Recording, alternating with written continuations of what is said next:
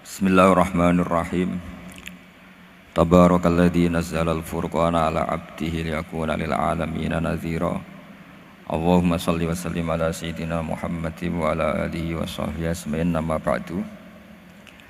Yang sangat saya hormati Habib Hasan Toha Putra Al-Munawwar, Bapak Rektor, Bapak Direktur RSI, semua pengurus yayasan yang saya hormati, juga teman-teman baik yang putra maupun putri yang kami hormati. Niki ngaji bareng ya, terus ini bukan acara diskusi tapi acara nopo? Ngaji. Saya mau ngaji tentang ayat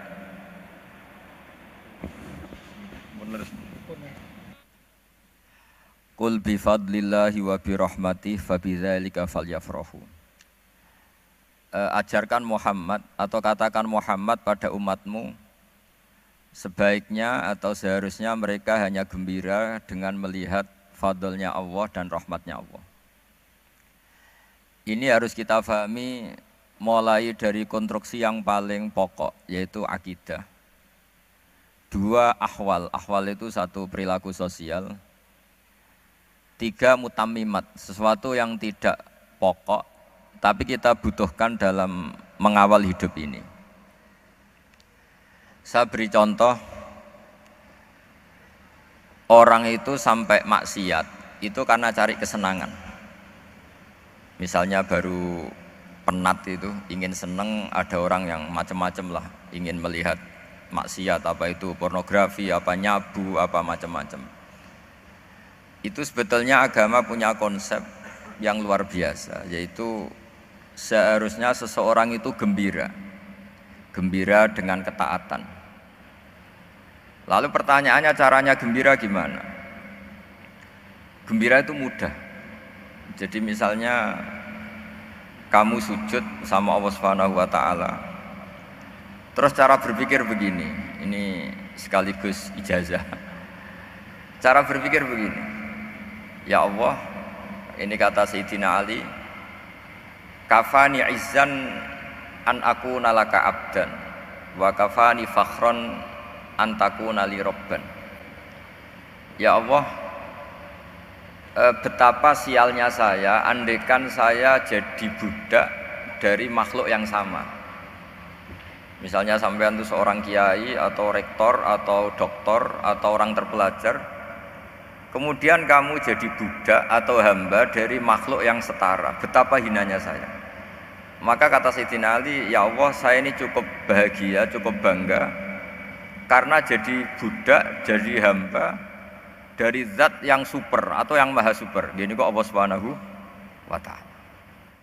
Sehingga ada kebahagiaan yang luar biasa karena menjadi hambanya Allah Subhanahu wa ta'ala. Setelah bangga dengan jadi hambanya Allah, maka kita akan malu. Malu misalnya, kok saya bahagia itu nunggu melihat pornografi, melihat maksiat. Itu terus menjadi malu. Kenapa saya bisa didikte oleh hal-hal seremeh itu? Ya, kita malu karena didikte oleh hal-hal yang seremeh itu. Karena kita didikte oleh nafsu.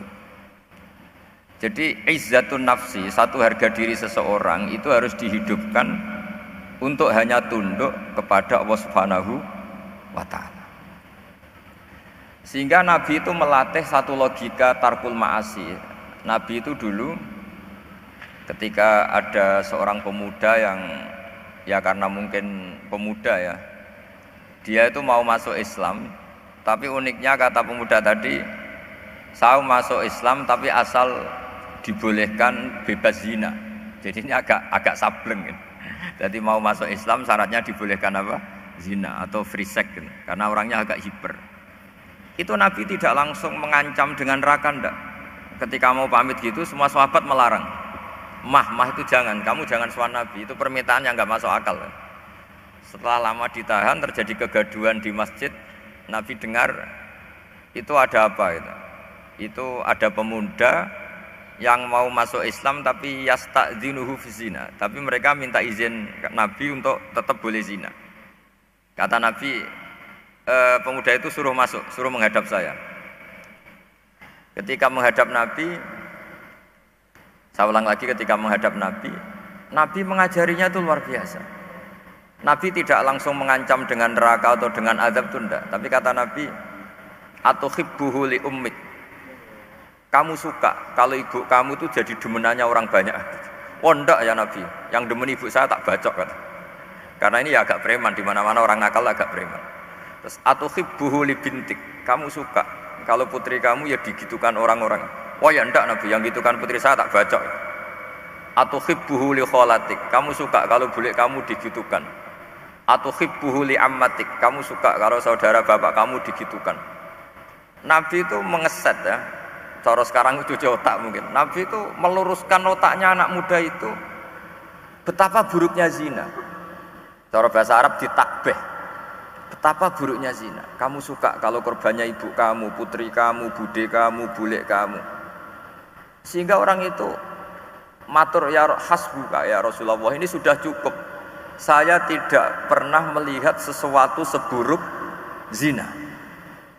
Jadi fa'alqallahu fi qalbihi bughdha zina. Kemudian Allah meletakkan di hatinya, menanamkan benci zina. Sehingga akhirnya pemuda tadi menjadi iffah, menjadi menghindari zina. Artinya begini ya, ini mungkin yang lolos dari para kita sebagai dai, kita tidak belajar banyak tarbiyahnya Rasulullah Shallallahu Alaihi Wasallam. Jadi kalau kita benci maksiat itu jangan hanya ditahdzir, ditakutkan neraka, itu enggak. Jangan hanya itu, tapi di logika. Ini Pak, Oh, sama iya. kurang dekat. Oh, iya. Sama kurang dekat. Jadi kalau kita menghindari maksiat itu selain karena takut azab, itu ada logika, ada rangkaian pikiran yang menjadikan kita anti satu perbuatan apa maksiat. Jadi misalnya gini ya, kira-kira ginilah kalau contoh gampang itu. Ada orang gitu ya, nyanyi dengan pakaian yang mungkin pornografi gitu. Mungkin pemuda-pemuda ingin melihat itu, tapi bisa diobati gini. Kok enak ndekne mergawe kok tak bayari, aku kehilangan duit. Meskipun dengan logika yang agak serampangan, yang penting menjadi kita ini punya harga diri untuk tidak tergantung hal-hal seperti itu. Sehingga Nabi itu cara menggambarkan tadi mulai atuhibbuhu li ummik. Kamu suka kalau ibu kamu jadi demenannya orang lain. Pemuda tadi bilang yang demen ibu saya mau saya bunuh. Ditambah lagi atuhibbuhu li bintik. Bagaimana kalau korbannya putri kamu, bule kamu, bude kamu. Sehingga terus si pemuda tadi betapa buruknya zina, betapa murahnya zina. Akhirnya pemuda tadi alqawwa fi qalbi bughdha zina. Terus kemudian pemuda tadi itu sangat membenci dengan apa? Perzinahan. Nah, pikiran-pikiran seperti ini harus kita tanamkan. Harus kita tanamkan supaya orang itu benci melakukan maksiat. Karena satu memang takut sukhtuwah, takut dibendu Allah atau dibenci Allah. Dua, memang logika kita mengarahkan tidak maksiat. Nah ini yang terkait Unisula yang nangani kedokteran, nangani medis. Sesuatu yang dilarang Allah itu pasti madharat. Maka untuk melarang seseorang bergantung sama narkoba misalnya atau hal-hal yang bahaya pada fisik, itu satu tentu bagi ahlullah, tentu karena takut Allah. Tapi banyak masyarakat yang memang benar-benar bisa meninggalkan narkoba karena efek buruknya narkoba, efek buruknya apa? Ganja.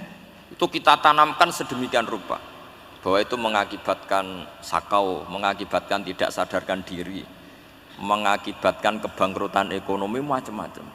Sehingga mereka benar-benar benci sama yang namanya narkoba. Jadi di antara manhajul Quran itu kalau mentakbih, memburuk-burukkan maksiat itu mesti dikritik innahu kana fahisyah, innahu kana fahisyata wa makta wa sa'a sabila, innahu kana fahisyata wa sa'a sabila, diulang beberapa kali. Sehingga dibutuhkan kecakapan untuk menganggap satu hal yang buruk itu fahisyah, sesuatu yang enggak rasional, sesuatu yang tidak positif, sesuatu yang pasti berdampak negatif. Sehingga kalau misalnya tadi dibacakan oleh qari kuntum khaira ummatin ukhrijat linnasi ta'muruna bil ma'ruf wa tanhauna anil mungkar. Untuk berhenti dari kemungkaran itu satu takbihun litilkal mungkar atau litilkal mungkarat, bahwa mungkarat itu kita cap, kita stigmasi bahwa itu buruk sekali. Seperti Nabi mengajarkan pemuda tadi, masa kamu suka ibu kamu digitukin lelaki lain, putri kamu, bulik kamu, bude kamu, sehingga orang ini pikirannya termindset betapa buruknya zina. Sama seperti kita sukses memindset betapa buruknya narkoba, betapa buruknya bahan-bahan terlarang. Begitu juga seterusnya, terus pengkhianat dan sebagainya. Tapi problem manusia adalah dia itu akan mencari kebahagiaan atau kesenangan sesaat. Maka caranya gimana? Keinginan senang lewat maksiat ini dilawan dengan nyaman dengan taat. Saya ulang lagi, nyaman dengan taat. Sehingga ulama dulu punya kalimatul munajat, artinya kalimat hubungan pribadi sama Allah yang menjadikan orang itu nyaman. Dan ini yang diajarkan kitab-kitab tasawuf. Kitab tasawuf itu sukses mengajarkan melihat alam raya ini semuanya nyaman, termasuk yang mengecewakan. Itu dianggap nyaman. Saya berkali-kali mengajarkan ilmu ini karena ini musalsal ila Rasulillah SAW. Itu pernah suatu saat Imam Ahmad itu dipanggil sama tetangganya, anak muda. Tentu Imam Ahmad ini orang yang sangat soleh, sangat waroi, sangat tunduk sama perintahnya Allah dan Rasul. Pemuda tadi manggil, ya Ahmad, datang ke rumah saya. Imam Ahmad datang. Setelah sampai ke pemuda tadi, sudah pulang lagi, saya tidak butuh kamu. Pulang lagi. Setelah sampai rumah dipanggil lagi, ya Ahmad, datang lagi. Datang lagi. Oh, saya tidak jadi butuh, pulang lagi, sampai 3 kali. Dan itu perangai ekspresi Imam Ahmad itu atau ulama lain yang sesoleh beliau itu nyaman, indah. Beliau tetap senyum-senyum, nyaman itu. Beliau tidak tersinggung, tidak terprovokasi, pokoknya tidak tersinggung, kelihatan nyaman. Lama-lama pemuda ini terus tanya, ya Ahmad, kamu saya perlakukan seperti ini kok tidak tersinggung? Kamu senyum-senyum saja, happy-happy saja. Jawabnya Imam Ahmad itu unik. Wahai pemuda, saya kamu panggil itu senang sekali.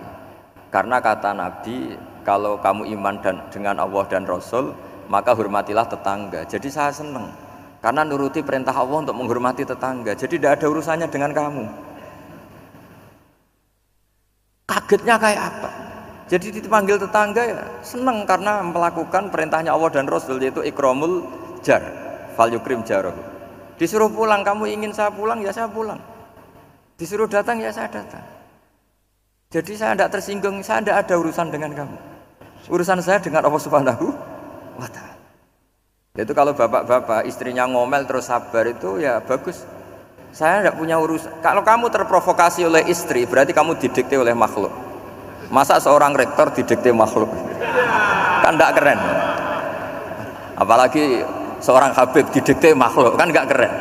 Yang bisa mendikte kita hanya Allah Subhanahu wa Ta'ala. Dan Allah mendikte kita, mengajarkan kita wa ashiruhunna bil ma'ruf fa in karihtumuhunna fa asa an takrahu shay'an wa yaj'alallahu fi khairan katsira. Jadi cara melihat istri kita bawel gitu atau cerewet, alhamdulillah ini ada pahala tanpa modal, cukup sabar.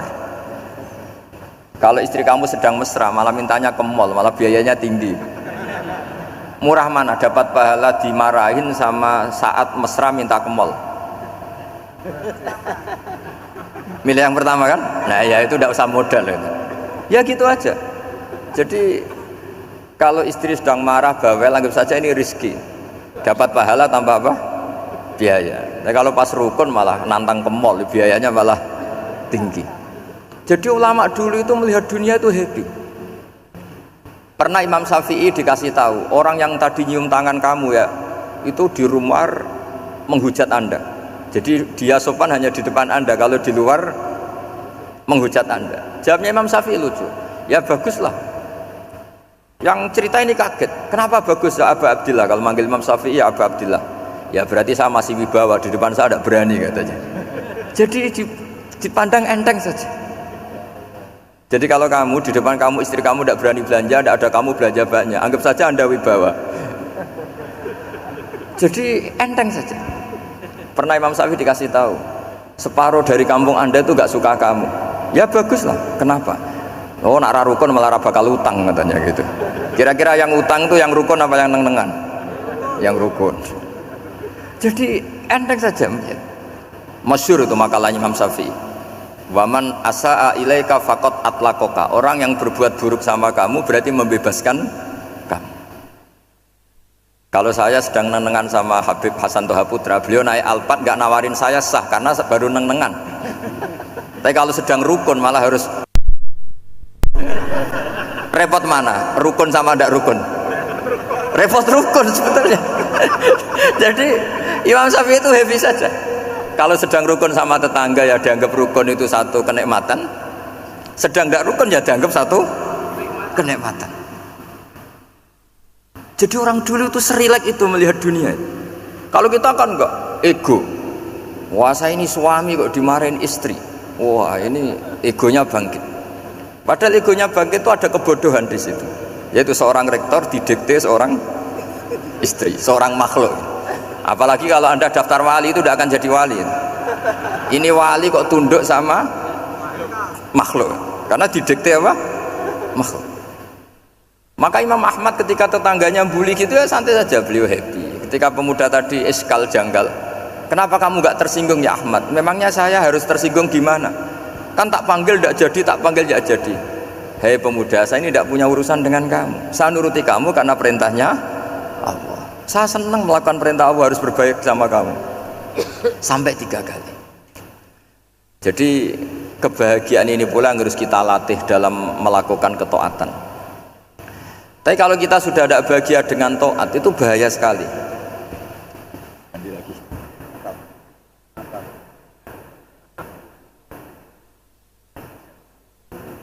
Ini masih belum.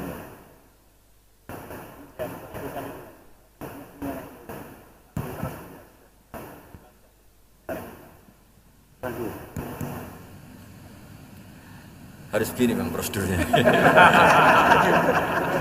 Didikte makhluk gitu. Gimana? Didikte panitia. Oh yang ini. Bagus ini tapi. Anut saja.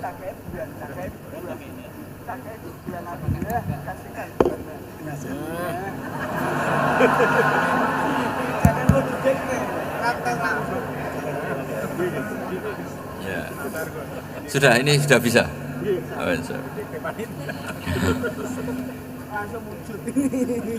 sudah, ini sudah benar. Untungnya kiainya latihan jadi wali, jadi gak tersinggung. Kalau ndak ini sudah masalah ini. Paling ndak kan baru ngajarkan gitu, masa ada bisa meraktekkan gitu. Jadi pura-pura soleh.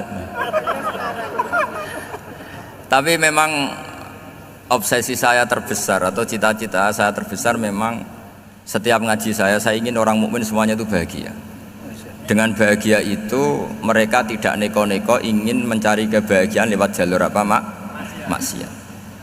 Sehingga dalam konstitusi ulama yang ditulis di kitab-kitab usul fikih, dan itu kitab yang saya kaji, selalu saya kaji, itu membela-bela sesuatu yang mubah itu sampai luar biasa. Karena melihat mubah itu, misalnya Anda tidur itu berstatus mubah, Anda bermain catur berstatus mubah, Anda rileks sama teman jagongan semalam dengan teman rektor atau dosen atau yayasan, itu melihatnya bukan mubah tapi tarkul maksiyah. Misalnya saya semalaman asik musamarah itu jagongan malam sama Habib Toha Al-Munawwar. Itu Allah ngitungnya bukan, wah ini jagungan ngalor ngidul tidak penting, tuh enggak. Malam itu bahak tidak ke dugem, tidak ke tempat maksiat. Sehingga ada ulama yang mengatakan mubah itu enggak ada. Saya ulang lagi, mubah itu enggak ada. Kan umumnya ulama bagikan wajib, ya kan, haram gitu. Terus diantaranya mubah, sunat, makruh. Ada ulama yang mengatakan mubah itu enggak ada. Kenapa? Logikanya begini, itsma min mubahin illa wa yatahaqqaqu bihi tarku haramimma.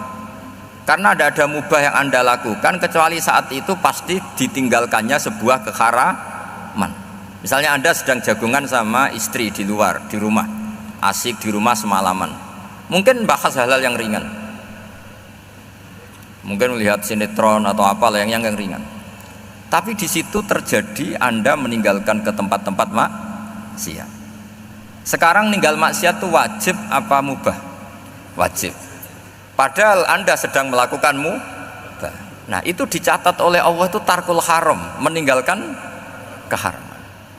Jika masyhur dalam cerita wali-wali itu, Abu Yazid yang seperti itu ibadahnya pernah tanya, ya Allah, lalu yang makomnya orang seperti saya siapa? Karena beliau semalaman ibadah terus.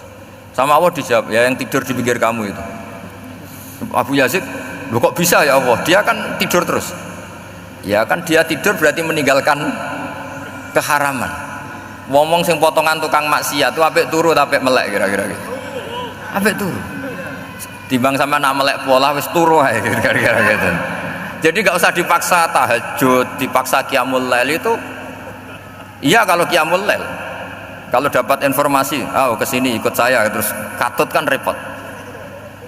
Jadi perlawanan terhadap maksiat itu sebetulnya gampang dalam Islam, karena tadi nggak ada sesuatu yang mubah kecuali saat dilakukan berakibat meninggalkan keharaman. Mudah sekali. Jika banyak orang jadi wali itu karena melakukan mubah. Itu ada orang jadi wali itu karena sering makan. Ya makan biasa itu. Karena ketika makan, ya Allah, betapa doifnya saya. Katanya saya presiden, katanya saya rektor, saya kiai. Ternyata kalau nggak makan tuh lemes. Apa hebatnya makhluk yang bergantung makhluk yang lain, yaitu makanan. Nah karena seperti itu terus dia al-laja'illallah, terus dia sungkeman ning Allah. Betapa lemahnya saya.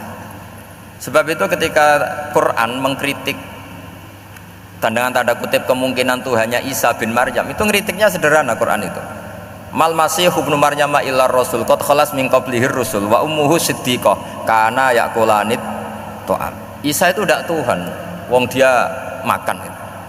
Kamu kebayang nggak misalnya punya Tuhan, wah tadi Tuhan mampir ke rumah saya, dia lemes, setelah tak kasih makan sehat lagi gitu, itu kan nggak kebayang gitu. Tapi Tuhan marung di rumah saya, lemes tak gratisin, kayaknya tidak punya uang gitu. Setelah makan, wah gairah lagi. Kebayang nggak punya Tuhan seperti itu? Sehingga Quran kalau gojlok sederhana, karena yakulanit to'am. Sehingga wali-wali itu kalau makan tuh sadar lemahnya dirinya, betapa dirinya tergantung makanan. Sesuatu yang tergantung itu artinya tidak hebat, tidak Tuhan. Jadi untuk menjadi wali, untuk menjadi dapat ridhonya Allah itu sebenarnya sederhana. Termasuk ada cara jadi wali yang agak kacau, tapi ini ya benar, asal niatnya benar. Misalnya Unisula besar, ya kurang besar lagi. Kita sudah punya uang, kurang banyak uang lagi. Itu Nabi Ayub, itu kan seorang nabi. Pernah diuji Allah, ini ada di Sahih Bukhari. Nanti kamu tanya, hadisnya sahih enggak? Ini ada di Sahih Bukhari. Kadang orang kota itu aneh, enggak ahli hadis tapi tanya, sahih enggak? Gitu. Padahal andekan dibodoni sahih, ya ngandel saja. Gitu. Jadi kadang ya aneh. Oh nggak tahu kok tanya itu. Itu Nabi Ayub itu sudah kaya, pas itu sudah kaya, bukan cerita yang masih miskin, mang sudah kaya. Beliau di kamar dihinggapin satu belalang dari emas. Setelah belalang itu dikejar, ternyata yang jenis itu banyak, semuanya dari emas. Ngambil sana sini, ini yang kesak ini dipenuhin, saku ini dipenuhin, sampai banyak. Terus sama Allah digojlok, kamu itu nabi saya. Kenapa kamu mengumpulkan harta sebanyak itu? Kamu itu nabi saya kok rakus itu? Jawabannya Nabi Ayub unik. Ya Allah, siapa yang bisa kenyang dari rahmatmu?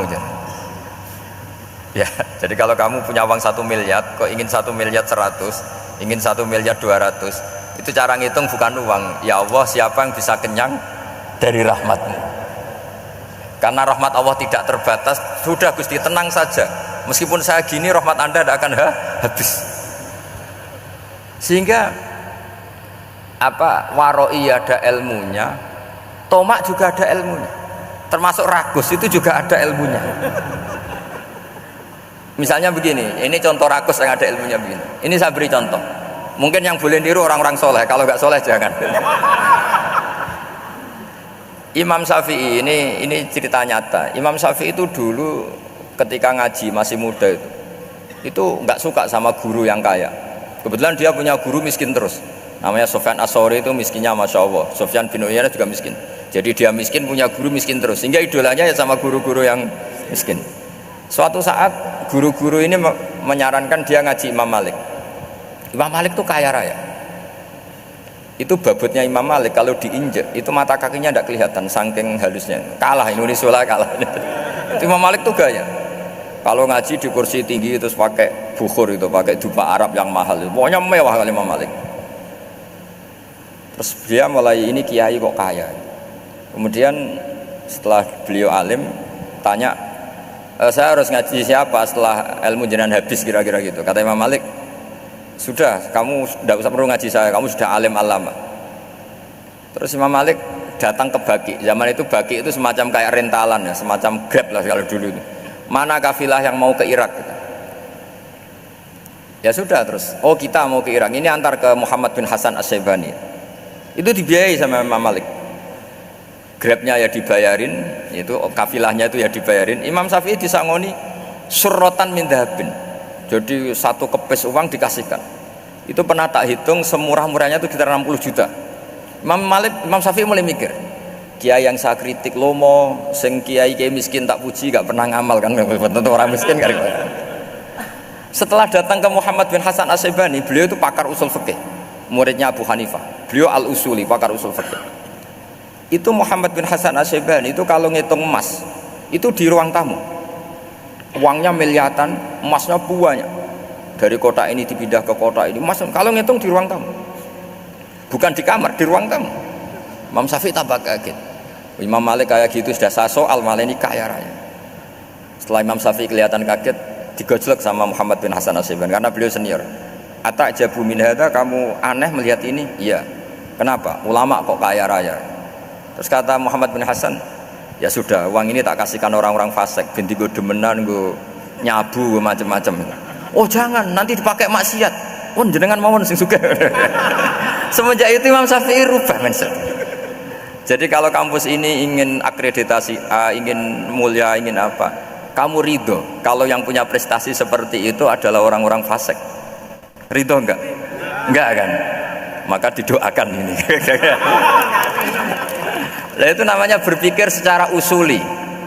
Kamu jangan hanya nuruti karena berpikir waroi terus kamu benci kekayaan, benci pangkat, benci apa, tidak bisa seperti itu. Karena pangkat dan kekayaan ketika dikelola secara kesolehan maka akan menjadi energi positif yang luar biasa. Semenjak itu Muhammad bin Hasan As-Syaibani berhasil mendidik Imam Syafi'i. Sampai akhirnya keterusan Imam Syafi'i berpendapat kalau orang Islam bisa bikin rumah tingkat kok punya rumah reok itu haram kata. Akhirnya keterusan. Kalau bisa jadi bupati kok jadi ketua RT juga haram. Karena al-Islam ya'lu wala yu'la alaih. Islam itu luhur bukan bisa diluhurin. Sehingga rata-rata orang Syafi'iyah termasuk kiai-kiai Indonesia itu rata-rata ya agak-agak politikus. Ya agak-agak kedonyan, mungkin sebagian ya kedonyan tenan gitu. Karena nggak ridho gitu loh kalau kesempatan itu dikuasai orang fasik kemudian menjadi kekuatan maksiat.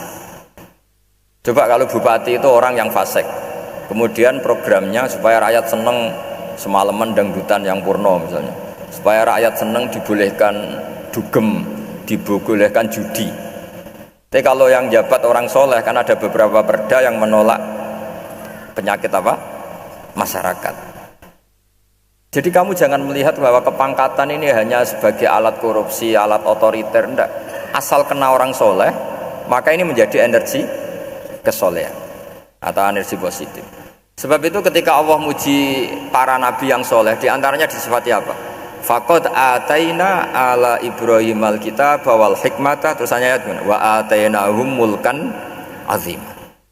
Dan Nabi Ibrahim dan keluarganya tak kasih kerajaan yang besar. Nah sekarang masih banyak orang yang cara pandang ngapain bikin Unisula yang megah, ngapain berambisi punya akreditasi A dan sebagainya. Menyoal seperti itu salah secara usul fikih. Karena secara usul fikih kesempatan yang baik tentu harus diperjuangkan oleh orang-orang yang soleh. Karena ini supaya jadi otoritas yang positif. Itu dulu ada latihannya. Jadi orang dulu itu gampang sekali ketika milih miskin ditanya, kenapa miskin? Saya ingin hisab saya ringan. Tapi ketika mereka kaya yang soleh, supaya harta ini tidak dipakai orang yang nanti dipakai maksiat. Kita misalnya orang soleh kok mau pangkat, karena kita ada ridho kepangkatan itu dipegang orang maksiat, kemudian menjadi energi maksiat. Begitu juga seterusnya. Maka ulama dulu itu rileks. Sampai Syekh Nawawi Al-Bantani itu nanti bisa dicek di tafsir Qul hal yastawil ladzina ya'lamuna wal ladzina la ya'lamun. Beliau muji-muji ulama. Kemudian ada seorang yang agak hasud mungkin, tanya begini, hebatnya ulama itu begini-begini. Terus ditanya, tapi kenapa kita sering melihat ulama ngantri proposal di rumahnya bupati katanya, sementara bupati nggak pernah datang ke ulama ngaji ihya? Jawabannya Imam Syekh Nawawi itu unik. Ya karena ulama itu tahu gunanya uang, sehingga nyari uang untuk pondok, untuk masjid. Sementara bupatinya tidak tahu gunanya ilmu, maka tidak pernah ngaji gitu. Jadi ya ringan saja oleh. Jadi ya sudah seperti itu. Jadi kalau ada ulama kedonyan, anggap saja karena tahu gunanya uang. Jadi kenapa ulama ngantri di kabupaten, bukan bupati ngantri di ulama? Jawabannya karena ulama tahu gunanya uang, sementara bupatinya nggak tahu gunanya ilmu. Ya kira-kira gitulah. Ada ustadz tidak ganteng, kesensem rondo cantik, karena tahu gunanya ustadz itu. Artinya tahu gunanya kalau saya nikah nanti punya anak jadi gus, karena kan dia kiai gitu. Tapi rondone raro gunanya dia karena miskin gitu. Jadi ulama dulu itu rileks, menafsirkan apa saja itu rileks, termasuk saat terpojok itu rileks. Karena semuanya dianalisis pakai ilmu. Sehingga ciri utama wali itu apa? Ala inna awliya Allahi la khaufun alaihim walahum yahzanun. Enggak ada rasa takut, enggak ada rasa gampang. Karena melihat sesuatu itu gampang saja. Saya ulang lagi, melihat sesuatu itu gampang saja, ringan. Saya beri contoh ya betapa pentingnya mindset ya, cara berpikir. Orang itu menjadi kikir itu karena nganggap hidup itu lama dan uang itu penting. Kalau zaman Nabi itu sederhana kalau melihat hidup. Pernah suatu saat Nabi itu punya jatah makan, karena Nabi itu hidupnya juga pas-pasan. Jadi Nabi itu unik. Beliau di satu sisi kaya raya, bisa ngurmat Abu Hurairah, Ammar, Suhaib. Ashabu Sufa itu dirawat Nabi semua. Itu kan kaya, bisa ngerawat sekian orang. Tapi di sisi yang lain untuk pribadinya beliau miskin. Kadang nggak bisa makan hari itu. Tapi di saat yang sama bisa merawat Ahlus Sufa. Jadi keliru kalau orang hanya cerita Nabi itu miskin, untuk makan dirinya aja susah. Itu keliru. Kelirunya kalau tidak diteruskan, tapi Nabi mampu menghidupi Ahlus Sufa. Singkat cerita, jatah makannya Nabi itu dikasihkan orang ketika Nabi tanya, ya Aisyah, makanan jatah saya di mana? Oh ya Rasulullah, tadi ada orang minta tak kasihkan, maka makanan itu habis. Apa kata Nabi? Kamu salah Aisyah. Yang kamu kasihkan itu justru yang masih. Ya yang kamu kasihkan itu justru yang masih. Sehingga Nabi menganggap, makanya Nabi terus ngendikan, ya kalau mukhatabnya lelaki ya kira-kira begini. Wahal laka min malika illa ma akalta fa'afnaita walabista fa'ablaita. Terus tanya wa tasaddaqta fa'abqaita, kata Nabi. Harta kamu ya kamu makan kemudian ke WC jadi kotoran, atau punya pakaian mewah nanti rusak. Wa tasaddaqta fa'abqaita. Ada yang kamu sedekahkan yaitu yang abadi sampai akhir. Sehingga banyak pengusaha yang mencintai saya setelah tak ajari hadis itu, misalnya punya uang 1 miliar karena dia spekulan atau pedagang rawan bangkrut, disedekahkan ke masjid 50 juta, yaitu yang abadi. Jadi kalau suatu saat bangkrut, dia masih punya uang 50 juta di akhirat. Jadi Nabi itu mengajari sedekah itu apa? Ya sedekah itu pengabadian uang. Kalau kita kan enggak, bilang sedekah itu nguras uang. Itu pikirannya setan dan pikirannya orang Islam. Itu cara berpikir setan, bukan cara berpikir umat apa? Sehingga Sayyid Ali Zainal Abidin itu kalau ada orang minta, kemudian beliau ngasih, itu beliau bilang gini, marhaban biman hamala zadi ilal akhirah. matur nuwun nggih jenengan sing beto sangu kula nate. Jadi dianggap teller saja. Orang yang minta uang beliau itu dianggap tukang nyatet bank ini. Karena sudah ditabungkan, ya sudah. Kalau kita kan enggak, wah pengemis itu ganggu gini-gini. Kecuali pengemis profesi ya mungkin kita agak-agak enak. Mari zaman akhir itu ada pengemis apa? Profesi. Jadi repot zaman akhir. Terus tak beri contoh lagi kebahagiaan ketika kita milih Islam moderat. Islam kita diajarkan guru-guru kita, utamanya oleh guru kita Mbah Maimun. Saya juga sering ketemu beberapa ulama dunia, termasuk Habib Umar. Saya juga ikut sowan ke sini pas beliau sama Habib ini Hasan Toha Putra di sini sama orang-orang moderat itu cara berpikir juga luar biasa indah. Beliau pernah cerita ya beberapa ulama lah, banyak yang cerita itu. Saya pernah diceritani seorang alim ketika ada orang ekstremis itu mau ngebom di tempat maksiat. Kebetulan yang maksiat itu kebanyakan ya orang Islam. Karena di negara yang mayoritas Islam. Ditanya sama Syekh Sa'rawi. Syekh Sa'rawi itu mufassir top di mana? Mesir. Ini mau tak habisin karena mereka orang Islam kok maksiat terus. Terus ditanya sama Imam Sa'rawi, "Laumatu ala khini ma'asihim, aina masiruhum?" Kalau mereka mati dalam keadaan maksiat, mereka kemana? Ya ilanar, mereka pasti masuk neraka. Terus ditanya sama Imam Sa'rawi, wahal masiruhum ilanar muradun nabi amlah. Punya umat maksiat kemudian mati masuk neraka, itu yang diinginkan Nabi apa enggak? Ya tidak aja. Ya sudah, enggak usah dibom, ditunggu tobatnya kata. Karena kalau mati dalam keadaan itu ke neraka dan itu tidak yang diinginkan Rasulullah Sallallahu Alaihi Wasallam. Terus ekstremis ini menjadi tobat, tidak berpikir ekstremis Mas. Jadi orang itu harus berpikir mindset yang baik. Meskipun kadang berpikir baik itu ya agak-agak kacau. Ada seorang wali majdub itu kalau berdoa agak kacau, tapi nggak bisa dibantah. Masyhur itu doa itu. Ini sekaligus ijazah, tapi kalau sebelum wali nggak boleh. Itu datang ke makamnya Rasulullah SAW. Terus doanya itu begini, ya Allah sekarang terserah engkau. Ya Allah sekarang terserah engkau. Jika saya kamu jadikan orang soleh, jika saya engkau jadikan orang soleh, maka surra habibuk, maka kekasihmu ini senang. Yang susah musuhmu yaitu setan. Tapi kalau engkau menjadikan saya orang fasik, maka yang susah kekasihmu, yang senang musuhmu. Jenengan punya dua pilihan itu. Wah itu kan doa tapi kayak teror itu. Ya jadi berdoa di Raudhah. Wah itu mesti mandi itu karena agak-agak maksa Tuhan itu. Ya Allah, engkau punya dua pilihan. Jika saya jadi orang soleh, maka kekasihmu ini senang, musuhmu yang susah yaitu setan. Tapi jika saya jadi orang fasik, maka musuhmu yang senang, kekasihmu yang susah. Mohon terserah jenengan, mau menyenangkan kekasihmu apa menyenangkan musuhmu gitu. Kira-kira gimana? Kalau tertarik boleh doa itu dipraktekkan. Tapi kayaknya kalau copy paste itu nggak keren apa? Jadi dulu orang itu muamalah sama Allah dan Rasul itu rileks. Rileks itu nyaman karena ya tadi kul bi fadlillah wa bi rahmati fa bidzalika falyafrahu. Sehingga Imam Izzuddin bin Abdissalam itu ngendikan innalladzina yarmunal muhsanatil ghafilat. Di antara kebaikannya ibu-ibu atau mbak-mbak ini harus berstatus ghafilat. Perempuan-perempuan pelupa. Ghafilat itu pelupa. Pelupa dari kenikmatan maksiat sehingga mereka dengan taat. Misalnya ada ibu-ibu atau mbak-mbak atau juga bapak-bapak tahajud, kemudian nyaman dengan tahajud itu.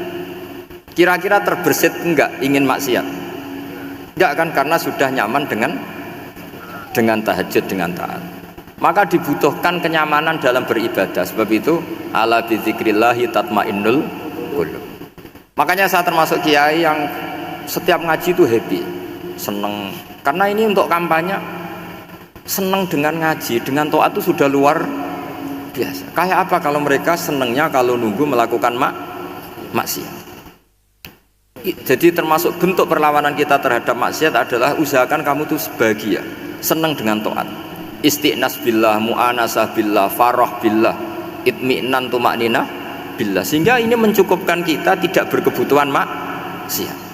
Meskipun kita ya manusia, pasti suatu saat atau sudah pernah maksiat. Ora usah diceritakno lah, niku wis mesti gitu. Lah orang-orang dulu itu orang yang sukses mengelola bahagia ma Allah wa billah walillah. Sehingga wali-wali dulu itu jadi wali itu tidak mesti karena ibadahnya banyak, itu enggak. Mereka orang yang ibadahnya itu biasa sekali. Ulama-ulama dulu ibadahnya biasa sekali.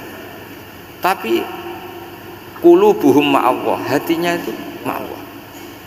Itu ada seorang wali itu jadi wali, Umar bin Abdul Aziz yang dikenal khamisul khulafa. Khamisul khulafa. Di luar khulafa Rasyidin 4, di antara yang soleh adalah siapa? Umar bin Abdul Aziz. Itu ketika mau meninggal, itu senangnya bukan main. Itu semuanya nangis, beliau senang. Terus tanya, kenapa kamu senang? Memangnya saya kalau mati itu kemana aja? Ila khairi madhubin ilah, ke zat terbaik. Dibang urip mbek kowe bolet atau mbek arhamur rahimin gitu. Yaitu Allah Subhanahu wa taala. Jalaluddin Ar-Rumi ketika mau meninggal itu muridnya nangis semua, beliau marah. Kamu harusnya pesta karena saya mau ketemu kekasih saya, malah kamu tangisi, goblok sekali kamu katanya.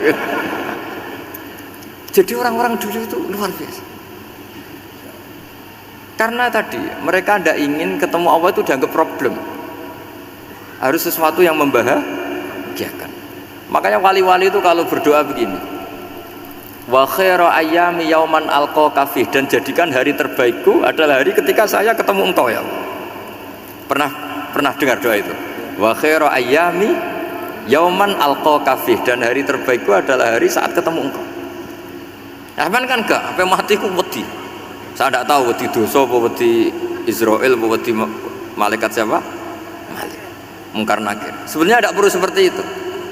Karena cara pandang Nabi itu ini bisa dipraktekkan. Kalau kamu orang baik, mati artinya apa? Ya baik.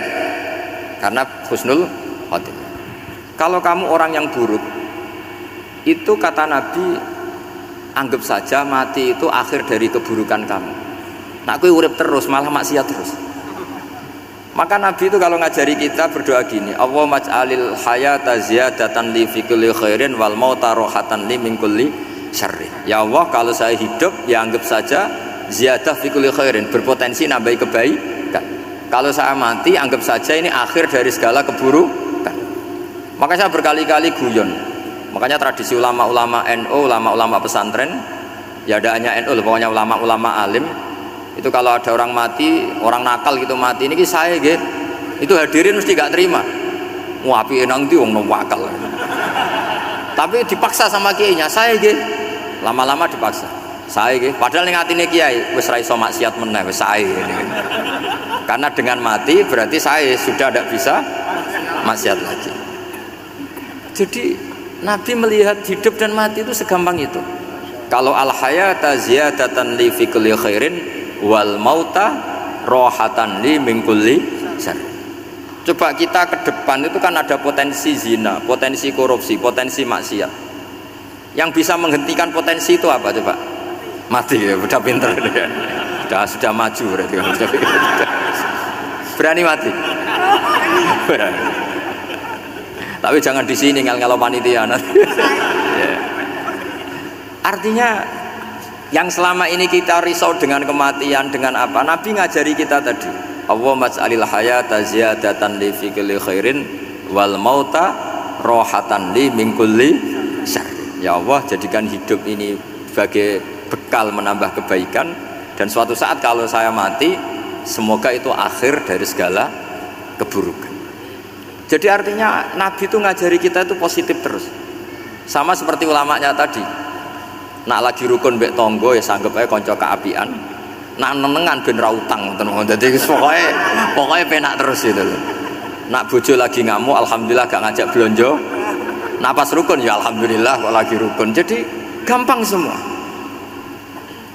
Makanya ada seorang alim itu ngendikan begini, ada yang tanya, saya tuh dulu ketika kaya teman saya sering main ke saya, setelah saya miskin gak ada teman-teman yang ke saya.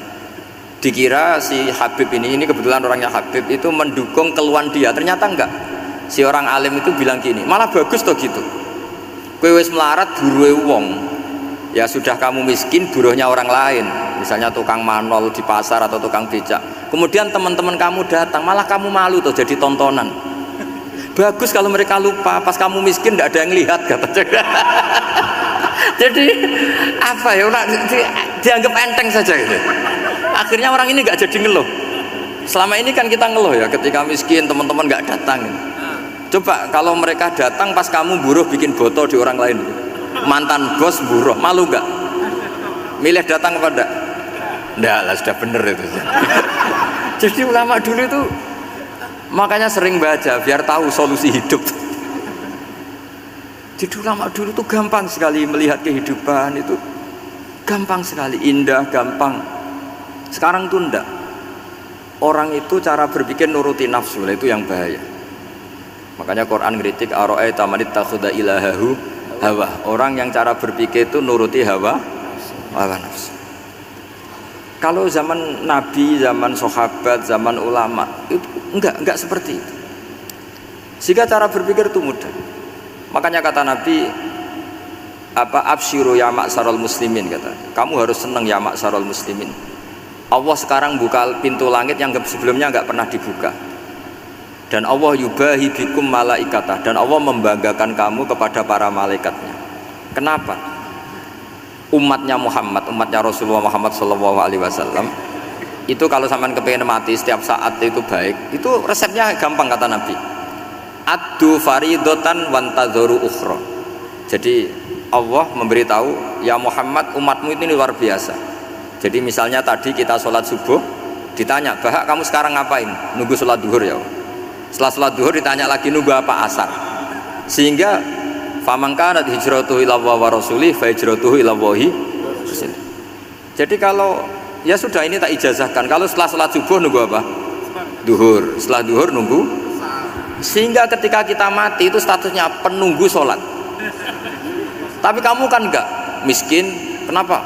Penunggu kaya. Ya itu enggak masuk surga itu. Penunggu kemapanan.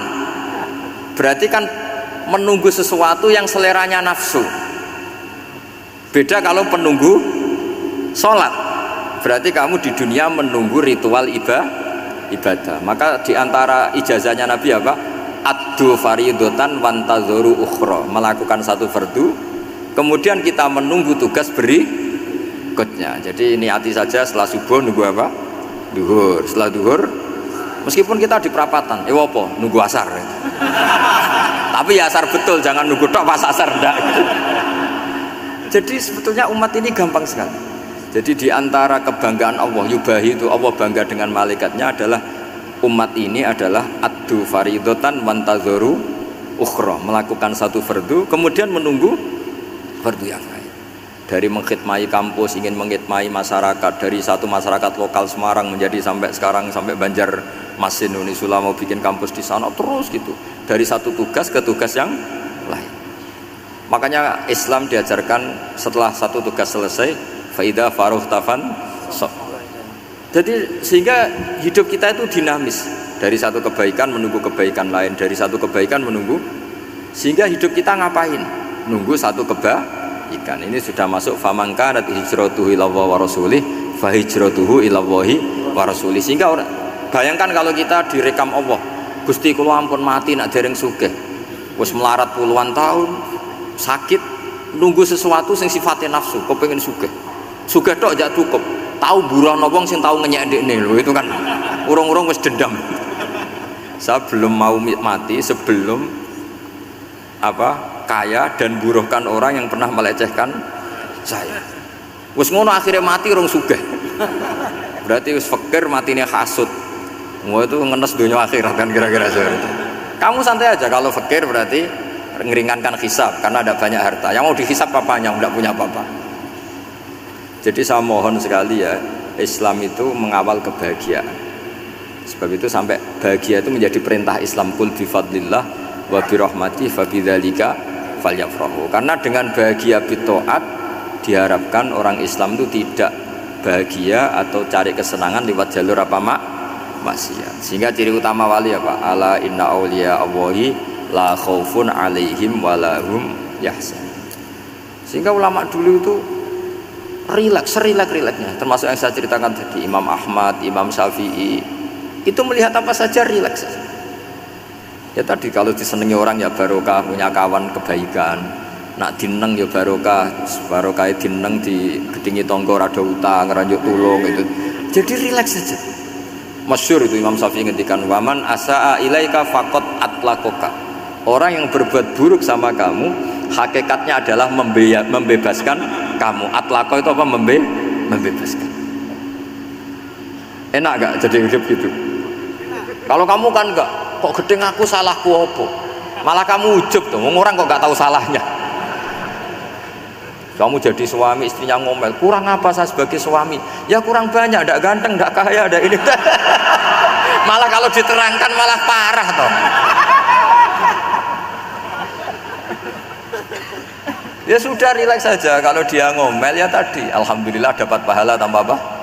Biaya. Terus ngomel kan butuh energi, paling yang tidak kuat 3 jam. Nanti juga berhenti apa? Sendiri. Terus ambil nilai positifnya, misalnya ngomel sama suaminya, bagus lah. Kalau ngomel sama tetangga malah kayak apa gitu aja udah. Jadi ulama dulu itu gampang sekali melihat hidup. Rasulullah ya gitu, melihat hidup tuh gampang saja. Ketika tanya, ya Aisyah apa ada sarapan? Tidak ada ya Rasulullah, ya sudah saya tak puasa. Jadi enteng saja. Kadang-kadang beliau ingin puasa ya puasa sunat, ada sarapan nggak jadi puasa. Rileks. Nabi itu rileks. Kalau ngajari kebaikan juga rileks. Nah sekarang itu banyak orang yang karena mungkin kurang baca, Islam itu kayak menjadi aturan yang bengis, yang repot, yang mengekang. Itu tidak seperti itu. Yuridu wa bikumul yusra wala yuridu bikumul usra. Allah menghendaki agama ini mudah. Sehingga ada sahabat di Imami Mu'ad itu baca Baqarah. Sahabat ini pekerja petani, mufarokoh ditinggal. Ketika Mu'ad lapor, ya Rasulullah ini ada orang munafik, tengah-tengah sholat mufarokoh saya ditinggal. Yang disalahin itu tidak yang ninggal tapi Mu'ad. Afattanun anta ya Mu'ad, kami itu tukang fitnah, masa ngimami petani pakai surat Baqarah. Jadi yang disalahkan ini imamnya. Kalau kamu jadi imam, sholatnya ya yang cepat. Makanya terus banyak orang kecepetan karena tadi. Jadi Nabi itu enteng sekali. Jadi apa ya, Nabi itu beda dengan yang kita bayangkan, beda. Nabi pernah ngaji di masjid, kemudian ada tetangga lewat pakai cangkul ke kebun. Semua sahabat gerutu, ini orang tidak benar, ada Nabi ngaji ditinggal saja ke kebun, tidak ikut ngaji. Jawabannya Nabi, tidak, itu bagus, itu ikut sunnah saya. Kenapa ya Rasulullah? Dia kerjanya nyari halal, dan untuk menghidupi keluarganya itu juga ajaran saya. Sehingga yang ngaji ya ajarannya Nabi, yang nggak ngaji karena kerja mencukupi keluarga juga ajarannya Nabi. Segampang itu. Oh, kalau kayaknya kamu kan, wes gak roh akhlak kan gitu. Nabi rileks saja Nabi. Sampai bisa lihat itu di Ihya, di bab Fadhailul Kasbi. Makanya ini penting sekali supaya orang itu berpikir Islam atau mendakwahkan Islam itu berdasar sanad ya yang muttasil yang pernah dilakukan Rasulullah Shallallahu Alaihi Wasallam. Semoga barokah. Assalamualaikum warahmatullahi wabarakatuh. Waalaikumsalam.